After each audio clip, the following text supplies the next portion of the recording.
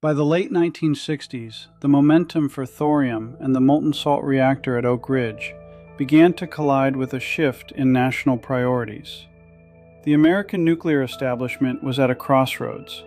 Political and budgetary preference had shifted decisively to the liquid metal fast breeder reactor, or LMFBR.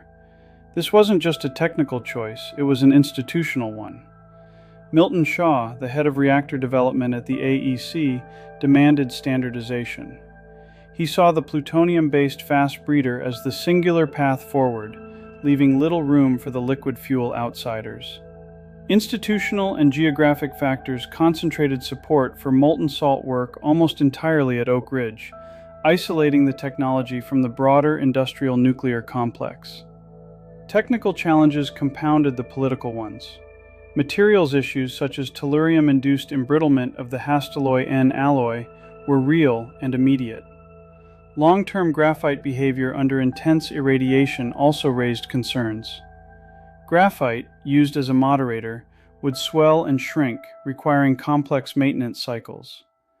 More fundamentally, the requirement for continuous online chemical processing of the salt remained incompletely demonstrated. This was the heart of the breeding challenge.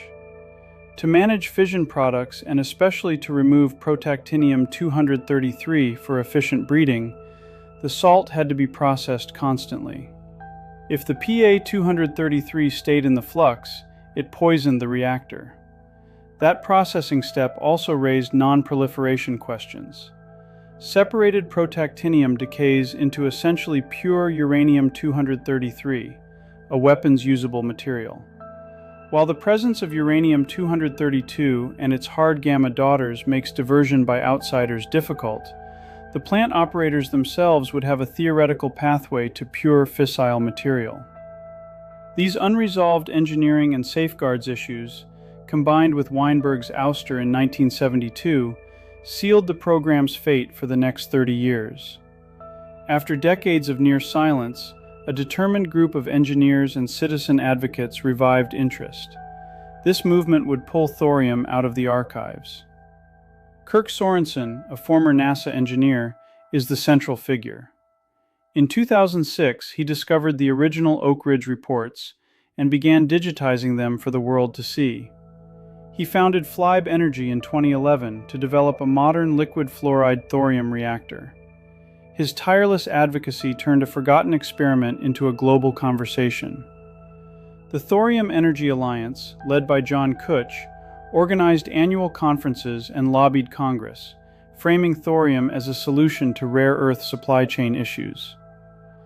Robert Hargraves argued that any clean energy solution must also be cheaper than coal to succeed globally. His Aim High presentations became a rally cry. Gordon McDowell's Thorium Remix documentary series made the technical and historical material accessible to a wide online audience through YouTube. This grassroots movement rediscovered the MSRE and inspired a new generation of engineers. Without them, thorium would still be a historical footnote. Today, the lead has shifted. China's TMSR-LF1 has achieved criticality and full power in the desert of Western China. It has demonstrated online refueling and the first detection of protactinium-233 in an operating reactor, confirming that the breeding chain is active. China's progress rests on state funding, a domestic materials supply chain, and the ability to iterate without the friction faced by Western projects. In the United States, work continues at a different scale. Clean Core Thorium Energy's anneal fuel recently completed high burnup irradiation at Idaho National Lab. In July 2026, Ampera unveiled a 3D printed subcritical reactor module concept, specifically designed for the modular power needs of AI data centers. The physics is elegant, but the hard problems remain. Long-term corrosion, reliability of online processing, and the protactinium management challenge. Whether thorium becomes a major energy source depends on solving these challenges with the same persistence that once saved the idea from oblivion.